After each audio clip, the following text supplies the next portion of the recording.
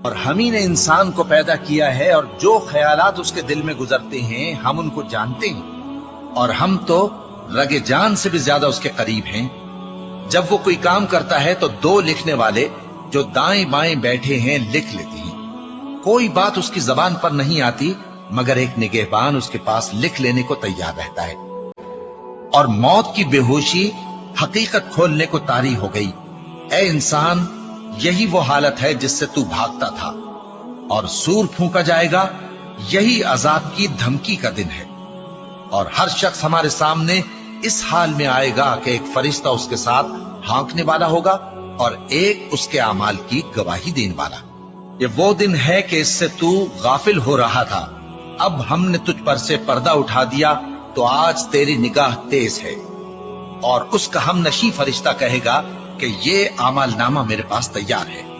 حکم ہوگا کہ ہر سرکش ناشکرے کو دوزخ میں ڈال دو، جو مال میں بخل کرنے والا، حد سے بڑھنے والا، شبہ نکالنے والا تھا، جس نے اللہ کے ساتھ اور معبود مقرر کر رکھے تھے، تو اس کو سخت عذاب میں ڈال دو۔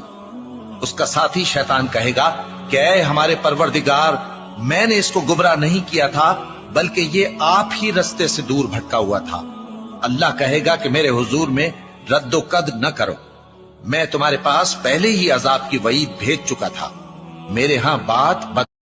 اور ہم نے آسمانوں اور زمین کو اور جو مخلوقات ان میں ہے سب کو 6 دن میں بنا دیا، اور ہم کو ذرا بھی تھکن نہیں ہوئی۔ تو جو کچھ یہ کفار بکتے ہیں اس پر صبر کرو، اور آفتاب کے طلوع ہونے سے پہلے اور اس کے غروب ہونے سے پہلے اپنے پروردگار کی تعریف کے ساتھ تسبیح کرتے رہو، اور رات کے بعض اوقات میں بھی اور نماز کے بعد بھی اسی کے نام کی تسبیح کیا کرو۔ اور سنو، جس دن پکارنے والا نزدیک کی جگہ سے پکارے گا، جس دن لوگ ایک زور کی آواز یقیناً سن لیں گے، وہی نکل پڑنے کا دن ہوگا۔ ہم ہی تو زندہ کرتے ہیں اور ہم ہی مارتے ہیں، اور ہمارے ہی پاس لوٹ کر آنا ہے۔ اس دن زمین ان پر سے پھٹ جائے گی اور وہ جھٹ پٹ نکل کھڑے ہوں گے۔ اس طرح سے جمع کرنا ہمیں آسان ہے۔ یہ لوگ جو کچھ کہتے ہیں ہمیں خوب معلوم ہے، اور تم ان پر زبردستی کرنے والے نہیں ہو۔ بس جو میرے عذاب کی دھمکی سے ڈرے اس کو قرآن کے ذریعے نصیحت کرتے رہو۔ اس دن ہم دوزخ سے پوچھیں گے کہ کیا تو بھر گئی؟ وہ کہے گی کہ کچھ اور بھی ہے۔ اور بہشت پرہیزگاروں کے قریب کر دی جائے گی کہ ان سے مطلق دور نہ ہوگی۔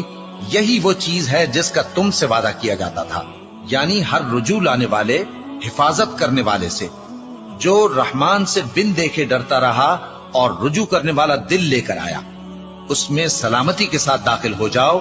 یہ ہمیشہ رہنے کا دن ہے، وہاں جو چاہیں گے ان کے لیے حاضر ہوگا۔